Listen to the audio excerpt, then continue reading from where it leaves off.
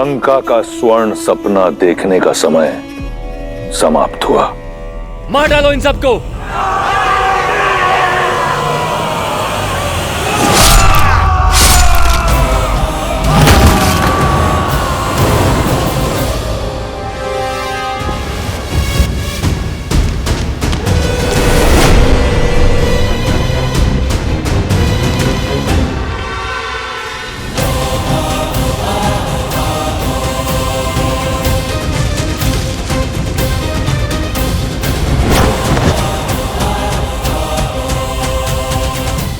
संसार भूल जाता है कि दशानन का एक और शीश है।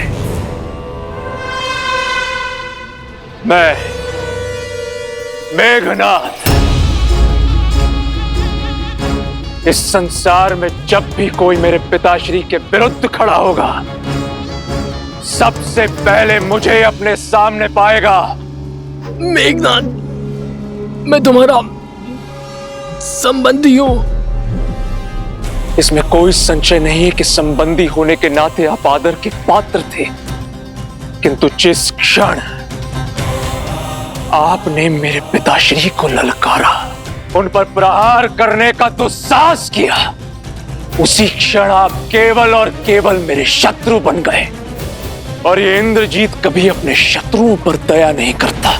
तुम्हें मेरी शक्ति का अनुमान नहीं है।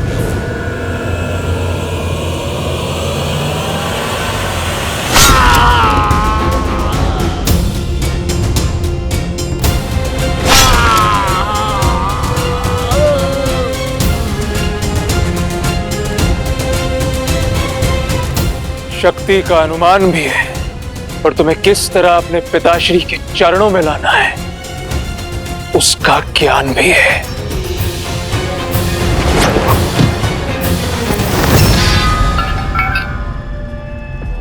बहुत खेल खेल लिया विद्युत जीवा,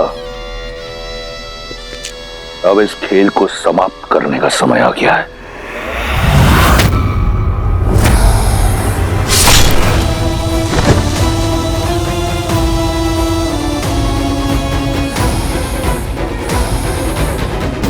हम जो चाहते थे वो हमने पा लिया पिताश्री। आपके शत्रु का शीश आपके चरणों में है। अब लंका चले। लंका लौटने की इतनी शीघ्रता क्यों मेघनाथ? अपने विजय का उत्सव तो मना ले।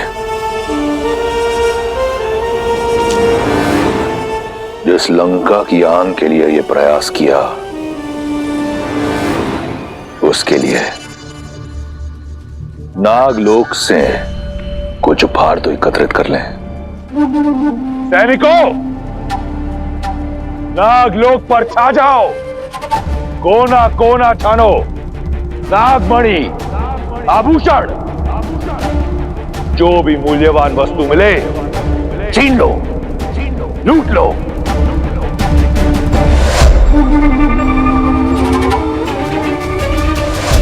ये पाप मत कीजिए पिताश्री। नागमणि में नागों के प्राण, उनकी शक्ति बसती है। इसमें कोई पाप नहीं।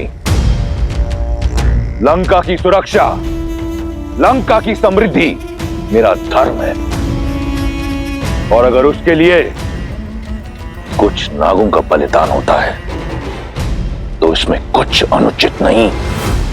नहीं पिताश्री, नहीं। सुलोचना भी इसी लोक से है।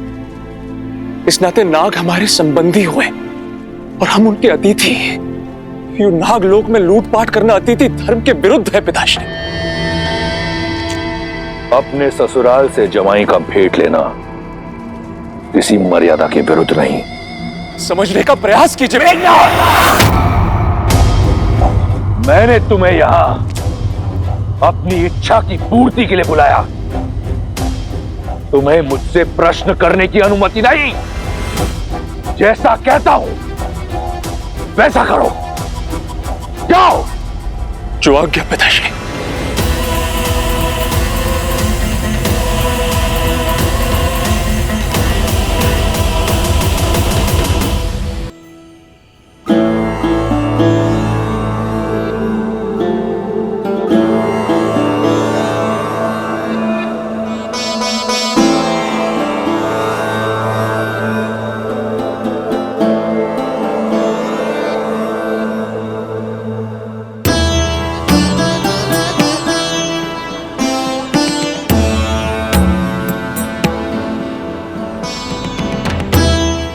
सुमंत, सुमंत राम आ गया। सुमंत, मेरे राम लक्ष्मण सीता को लेकर। सुमंत अब तक नहीं लौटे महाराज।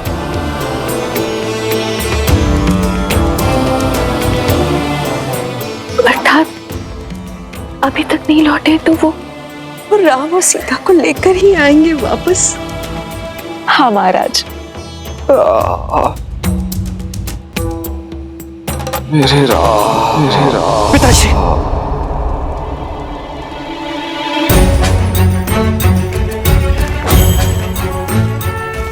क्या हुआ भैया? सब ठीक तो है? कुछ नहीं लक्ष्मण।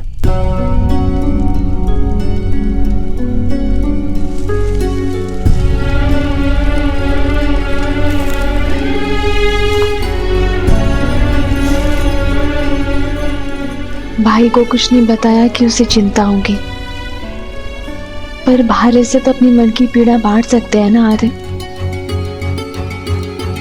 एक स्वप्न ने मुझे विचलित कर दिया सीता। ऐसा लगा जैसे पिताश्री मुझे पुकार रहे हैं। जानती हो सीता, आज तक किसी भी प्रकार के भय को मैंने अपने समीप नहीं आने दिया, किंतु न जाने क्यों पिताश्री को स्मरण करके वही भय मेरे हृदय को जकड़ रहा है। ऐसा अनुभव होता है जैसे अयोध्या पर संकट के घने बादल मंडरा रहे हैं। आप एक सत्य को निभाने आए हैं आर्य। स्वप्न से विचलित हो गए तो अपना उद्देश्य कैसे पूरा करेंगे? अयोध्या में सब शुभ होगा। आप विश्राम कीजिए, क्योंकि यदि पुत्र विचलित होता है तो माता पिता अवश्य दुखी हो जाते हैं आर्य।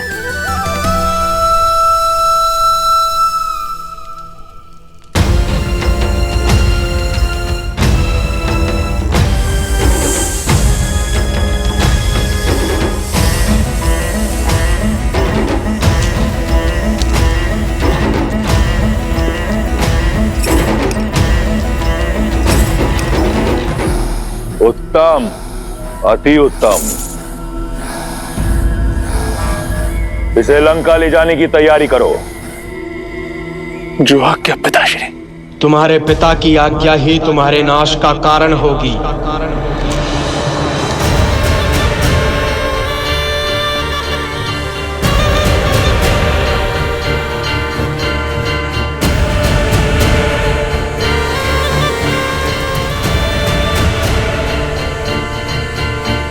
जिसमें पाप और अधर्म के विरुद्ध लड़ने का साहस नहीं होता, वो भी उस पाप का भागीदार होता है। मन तो करता है कि अपना सारा विष इसी क्षण तुम्हारे शरीर में भर दूं, किंतु सुलोचना मेरी दत्तक पुत्री है, मैं उसे अपने हाथों से विधवा नहीं कर सकता।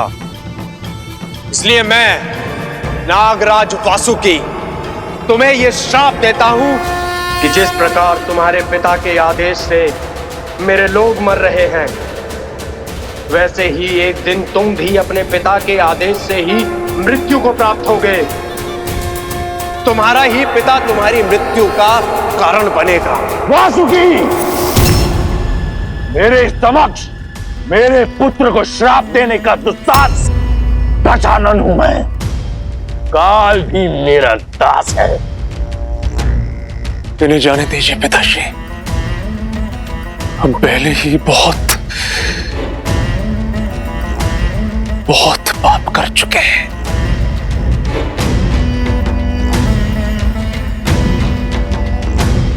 ये मेरी आपसे विनती है पिताश्री।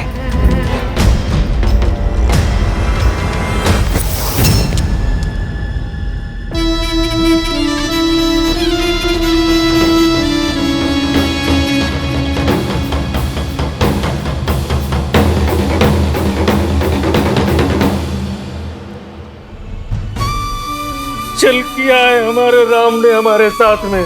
चल तो हमारी नेत्रों ने किया है हमारे साथ। 2 घड़ी निद्रा क्या लगी, हमारे राजा राम हमसे बिछड़ गए। हमारे जीवन को सुगम बनाने के लिए हमारे प्रभु श्री राम उस दुर्गम मार्ग में स्वयं ही चल पड़े हैं। हमारे राम हमें छोड़कर चले गए, इतने निष्ठुर कैसे हो सकते हैं?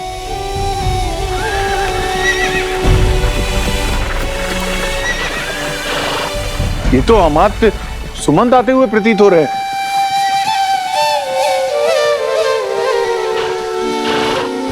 हमारे प्रभु लौट रहे हैं।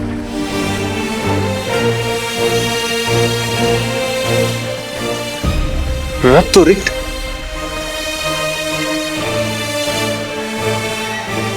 रथ पे तो केवल अमात्य हैं, हमारे राजा राम नहीं है। नहीं आए हमारे राजा राम, नहीं आए हमारे राजा।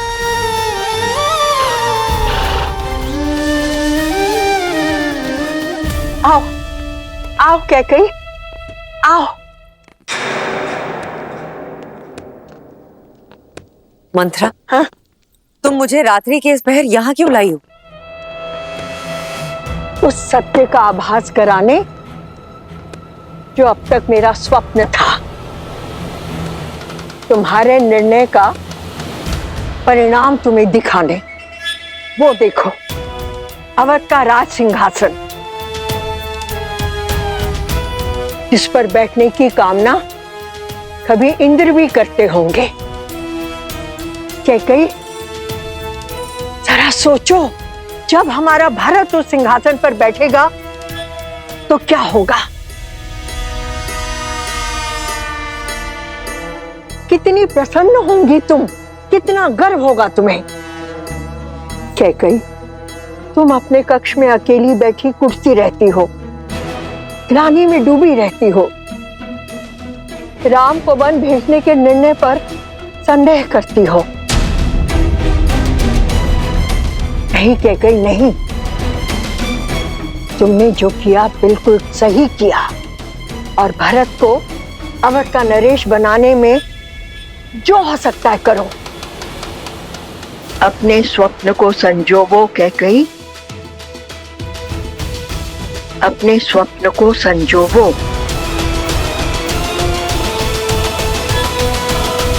अमात्य सुमंत्र आ गए। क्या कुमार राम भी साथ आए हैं?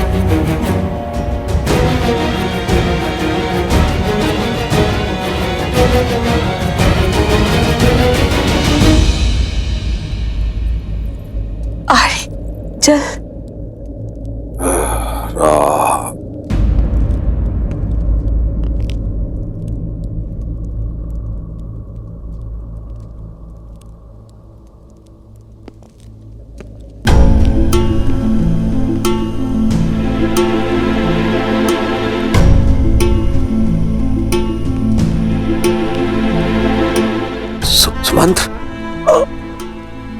सुमंत्र आ गए, आ गए, आ गए तुम।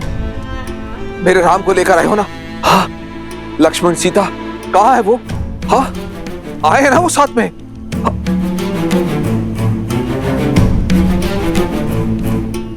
इस शुभ अवसर पर आप लोगों की आंखों में अश्रु। सुमंत्र अवश्य ही मेरे राम को लेकर आया है। उसने आज तक मेरे आदेश की अवहेलना नहीं की है।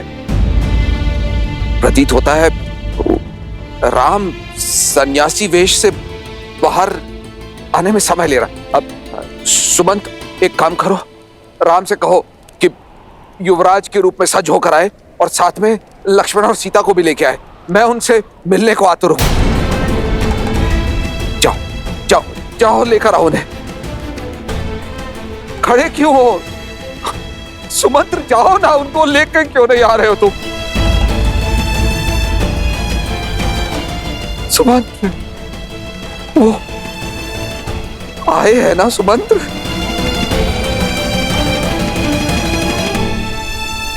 मेरे बच्चे आए हैं ना? सुमंत्र, चुप क्यों हो? कहां है वो तीनों?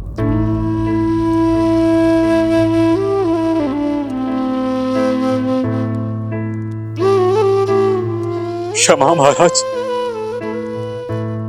पहली बार आपका सुमंत असफल लौटा।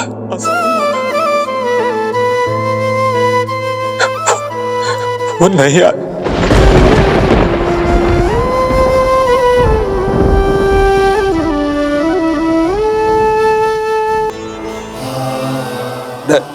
नहीं आए,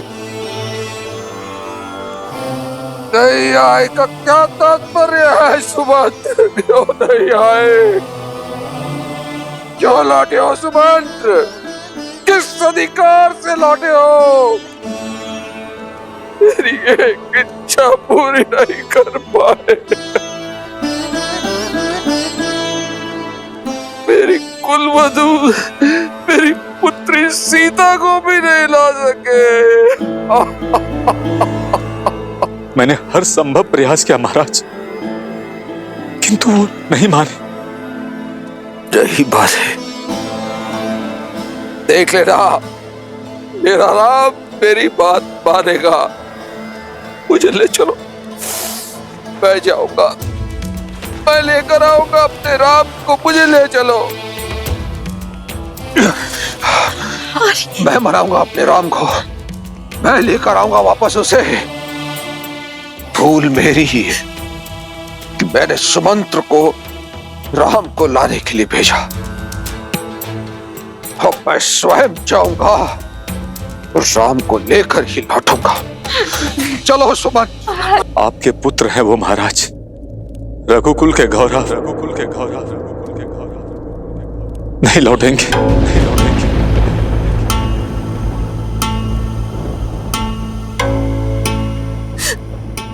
नहीं लौटेंगे।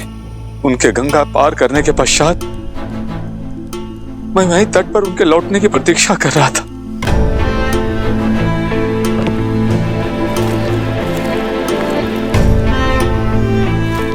सुमंत, आप लौटे नहीं? किस मुख से लौटता निषाद राज?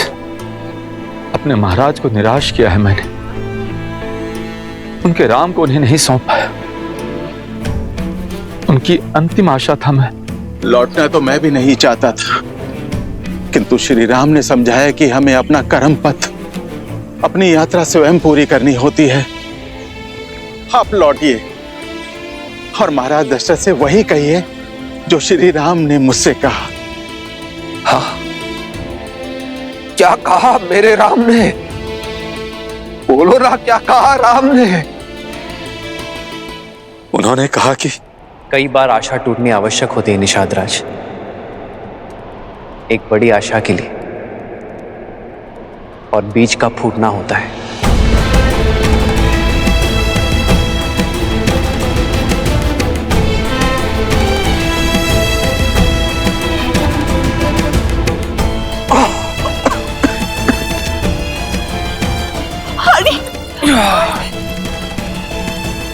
राम, राम, राम।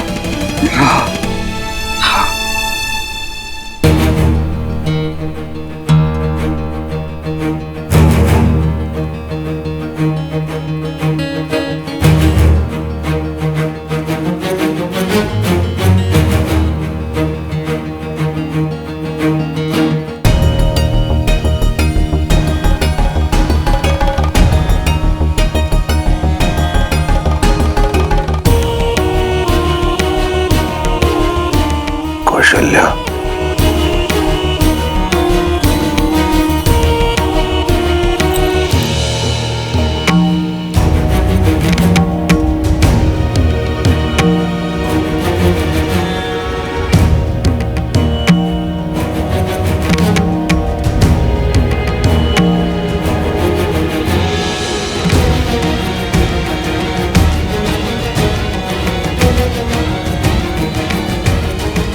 कौशल्या,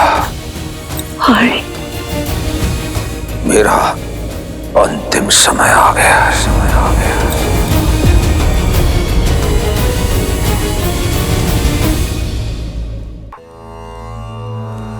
अपने अंत समय में अपने कर्मों का लेखा जोखा दिखाई देने लगता है। जिस श्राप का भय आज तक मुझे खाए जा रहा था, आज उस श्राप की गंभीरता को अनुभव कर रहा। श्रवण के बूढ़े पिता को श्राप देते समय कैसी पीड़ा का अनुभव हुआ होगा, ये अब समझ में आ रहा।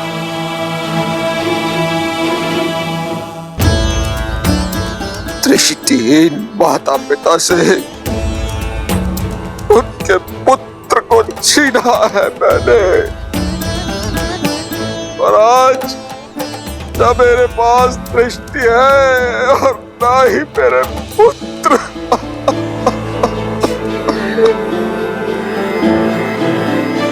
प्यासे दृष्टिहीन माता पिता को उनका पुत्र पानी नहीं मिला।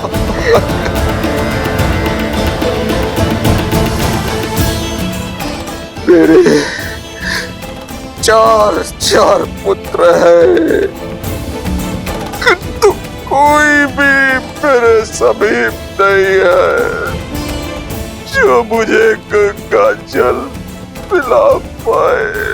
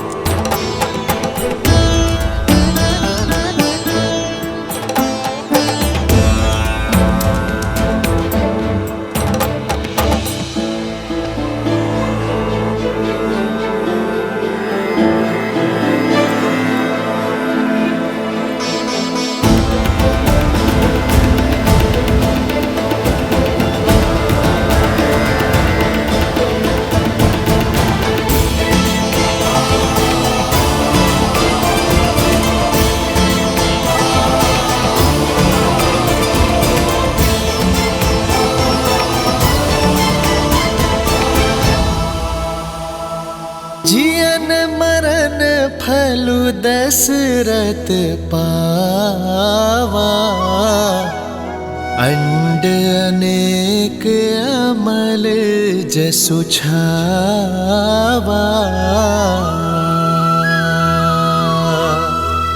जियत राम विधु बदनु निहारा, राम बिरहा करि मरनु सवारा।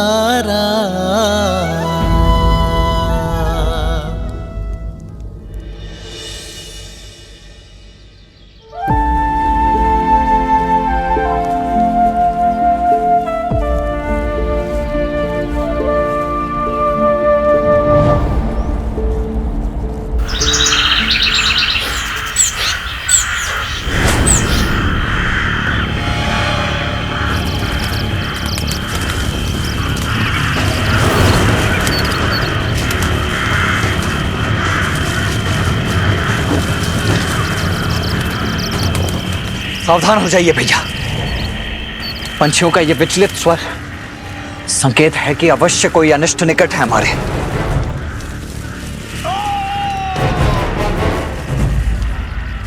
किसी मनुष्य का स्वर है ये, जैसे कि बहुत पीड़ा में हो।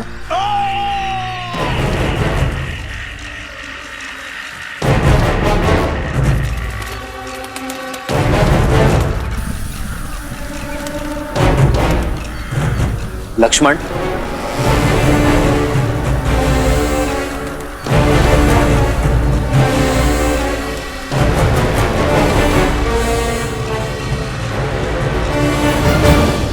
बात नहीं है, अरे दुस्साहस का दंड है ये ढोंगी। हमारे वन में आकर यज्ञ कर कर इसे अपवित्र करते हो।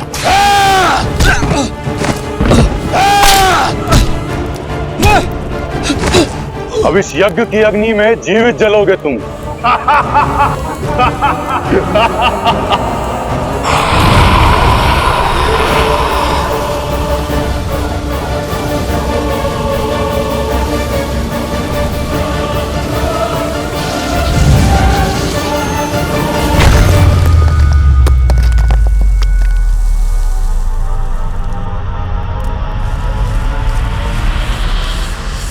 कौन है? सामने आ।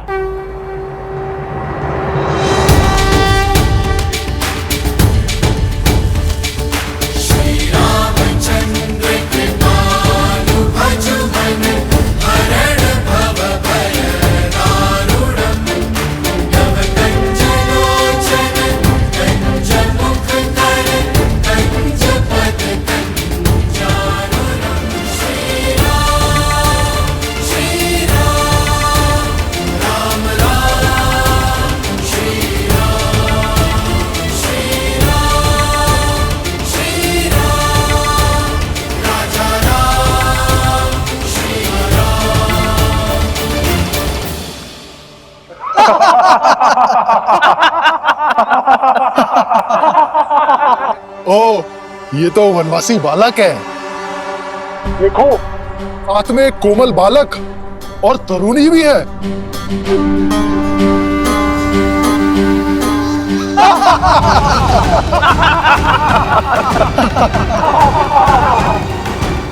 हमारे वन में हमें ललकार कर बहुत बड़ी भूल कर रहे हो नादान बालक। इन्हीं ऋषियों के साथ तुम्हारी भी आहुति देंगे। अभी एक क्षण में ज्ञात हो जाएगा कि कौन किसकी आहुति देता है। लक्ष्मण,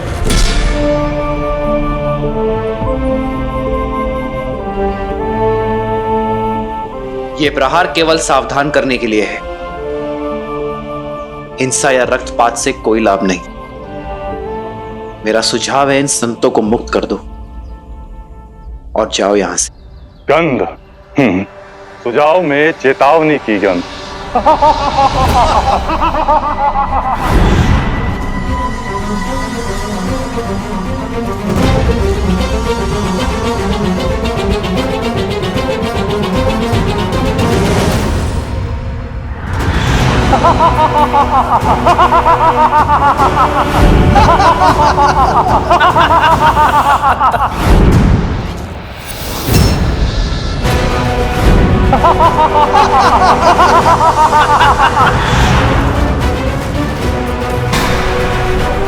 सीते,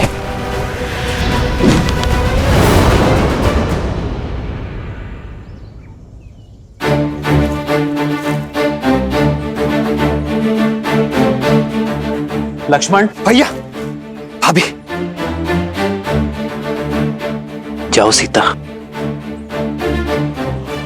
आइए भाभी।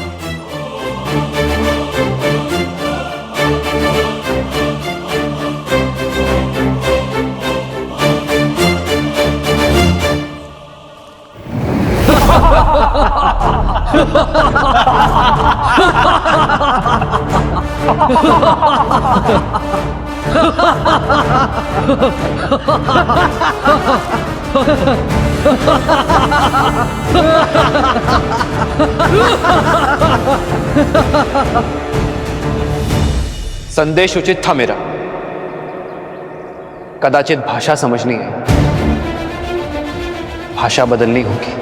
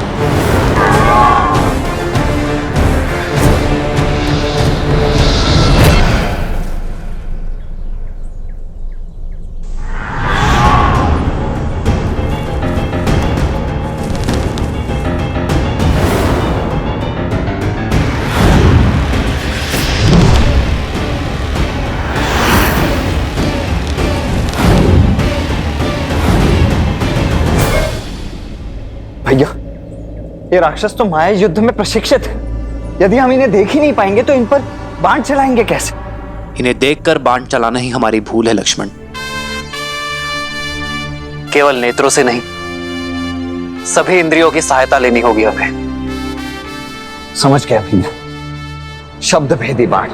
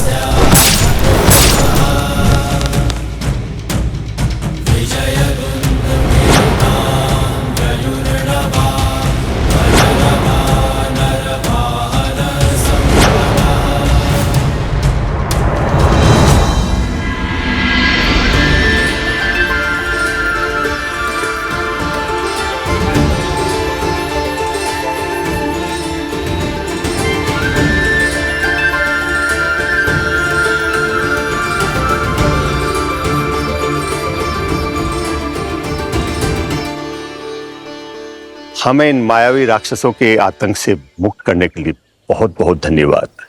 क्या हम हमारे तारणहार का परिचय जान सकते हैं?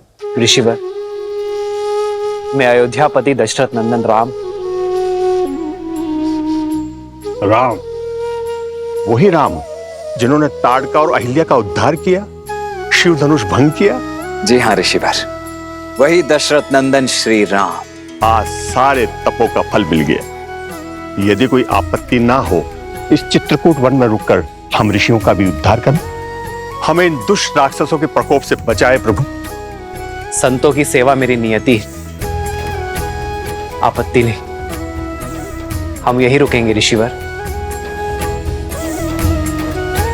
क्या करना है जानते हो ना लक्ष्मण? जी भैया, भली भांति जानता हूं। वही जो हमने ताड़का और सुबाहु के साथ किया था, क्योंकि राक्षसों को भी विधाता ने उन्हीं पंच तत्वों से बनाया है जिनसे हम बने हैं। इसीलिए प्रत्येक जीव का अंतिम संस्कार रीति पूर्वक होना ही चाहिए, है ना भैया? शोक बिकल सब रोवहीं रानी, रूप सीलु बलु तेजु बखानी,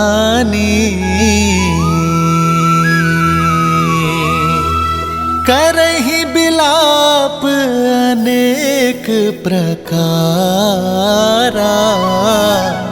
परहि भूमि तल बारहि बारा,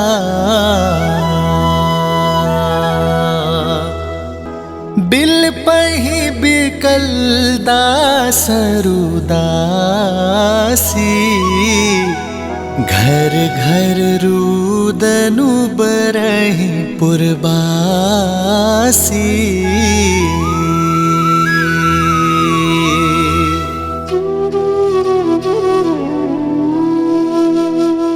आज अयोध्या में अंधेरा है और रघुवंश का ये सूर्य और तेजस्वी हुआ है। मुझे गर्व है कि जीते जी और जाते समय भी मेरे शिष्य ने रघुवंश की परंपरा का मान रखा। आप आए थे तो नेमी थे, पर गए दशरथ बनकर। आपकी पहचान ये संसार युगों युगों तक स्मरण रखेगा। आजीवन आदर से आप मेरे चरण छूते थे नेमी, और आज मैं आपके समक्ष नतमस्तक होता हूं।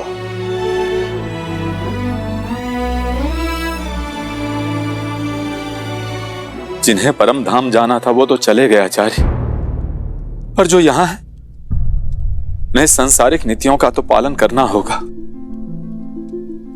मेरा अभिप्राय महाराज की अंत्येष्टि से शास्त्रों के अनुसार पिता को अग्नि ज्येष्ठ पुत्र ही देता है। फिर तो इसी क्षण कुमार राम को वनवास से लौटा लाना चाहिए, जो कि असंभव प्रतीत होता है। किंतु क्या पता पिता की मृत्यु का समाचार सुनकर वो लौट आए। उन्हें उनका न्यायोचित स्थान देना ही महाराज को सच्ची श्रद्धांजलि है। वैसे भी नीति अनुसार सिंहासन अधिक दिन तक रिक्त नहीं रहना चाहिए। राज्य संचालन के लिए राजा का होना आवश्यक है। जो किसी की सांसों की डोर टूटने पर वचन की डोर तोड़ दे वो रघुवंशी नहीं हो सकता। हम किसी भी प्रकार 14 वर्ष के वनवास से पूर्व राम, सीता और लक्ष्मण को वापस नहीं ला सकते। लौटने की व्यवस्था कुमार भरत की करनी होगी, क्योंकि महाराज के वचन के अनुसार अब भरत ही युवराज है। जी, किंतु भरत और शत्रुघ्न को आने में तो कई दिन लग जाएंगे। इतने दिनों तक मृतदेह को अंत्येष्टि के बिना रखना उचित होगा। अवश्य, क्योंकि यही परिस्थिति की मांग है। महाराज का शवलेप किया जाएगा।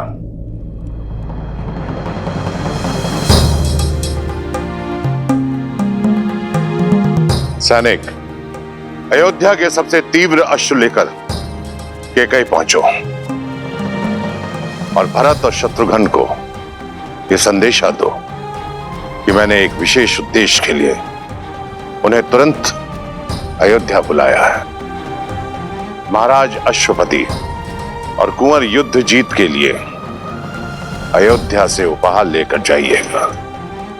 अपनी भावनाओं को संतुलित रखना। महाराज के स्वर्गवास और राम के वनगमन की भनक भी उन्हें नहीं लगनी चाहिए। ये उन्हें यहां तक आने नहीं देगी।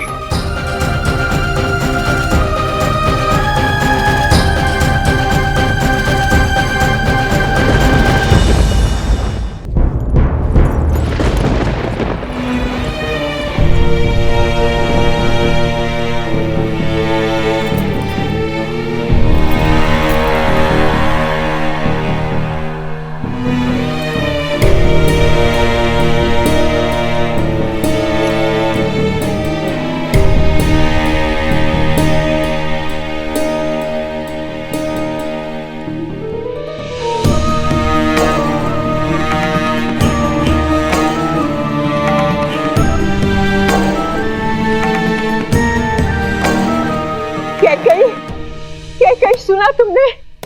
आचार्य वशिष्ठ ने भरत को अयोध्या वापस बुलाने का आदेश दे दिया है। इसका अर्थ समझती हो? मेरा भरत लौट रहा है। अयोध्या का होने वाला राजा लौट रहा है।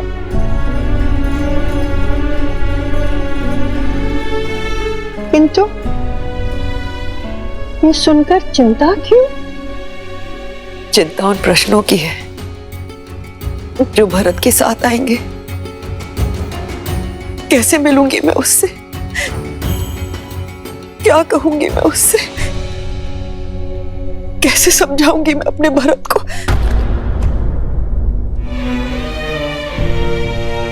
मंत्रा, भावनाओं के ज्वार में आग मैंने कहीं कुछ अनुचित तो नहीं किया ना? अनुचित नहीं मेरी पुत्री कैकेयी, तुमने जो कुछ किया अपने भरत के लिए किया, उसके अधिकारों के लिए किया। किंतु अचानक ये क्या हो गया? क्या तुम अपने पुत्र को अयोध्या का नरेश बनते नहीं देखना चाहती? प्रश्नों की चिंता करोगी तो भरत का भविष्य खो दोगी कैकेयी। क्या तुम नहीं चाहती कि भरत अयोध्या के राज सिंहासन पर बैठे? उत्तर दो कैकेयी, चाहती हो कि नहीं? उत्तर दो। चाहती हूँ, मैं भी यही चाहती हूँ। हर माता की तरह मैं भी अपने पुत्र के लिए सर्वश्रेष्ठ चाहती हूँ। तो फिर ये विलाप कैसा, असमंजस कैसा? तुमने बिल्कुल ठीक किया मेरी पुत्री, बिल्कुल ठीक किया। सुना नहीं तुमने महाराज ने अपने अंतिम समय में क्या कहा था कि उनकी मृत्यु किसी श्रवण के पिता के श्राप से हुई है। तुम उसका कारण नहीं हो कैकेयी, किंतु अभी बहुत बड़ी परीक्षा शेष है। भरत के लौटने पर अपनी भावनाओं में मत बहना कैकेयी, संयम रखना। तुम्हारा मार्गदर्शन न केवल भरत का बल्कि पूरी अयोध्या का मार्ग प्रशस्त करेगा। किंतु महाराज का दाह संस्कार? पुत्र के बिना कैसा दाह संस्कार? महाराज के शरीर को तेल और औषधियों से लेपा जा रहा है। इसका अर्थ समझती हो कि भरत ही आकर उनका दाह संस्कार करेगा। समझ रही हो ना कैकेयी? कहीं ना कहीं पूरी अयोध्या ने यह स्वीकार लिया है कि उनका प्रारब्ध अब भरत के हाथ में है। नाव भरी नृप तनु राखा, दूत बोलाई बहुरी अस भाषा।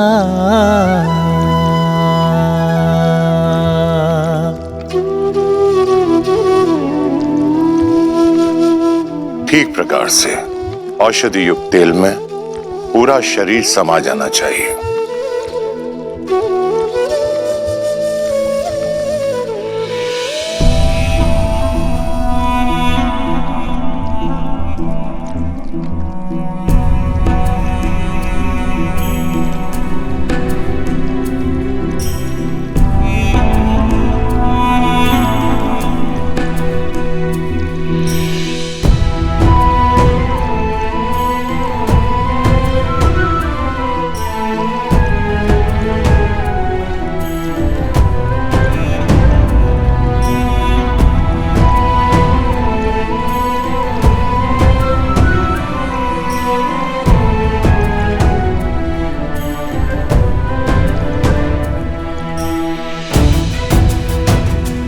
आपके दोनों वचन तो पूरे हो गए हैं ना?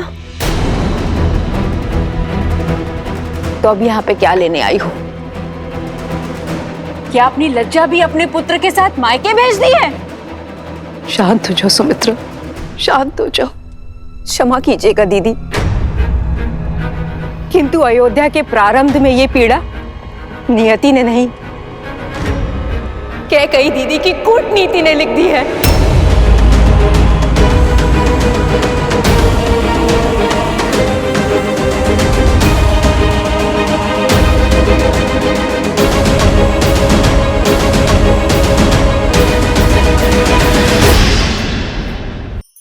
धार्मिक वीडियो सबसे पहले देखने के लिए हमारे चैनल को सब्सक्राइब करें और बेल आइकन दबाएं।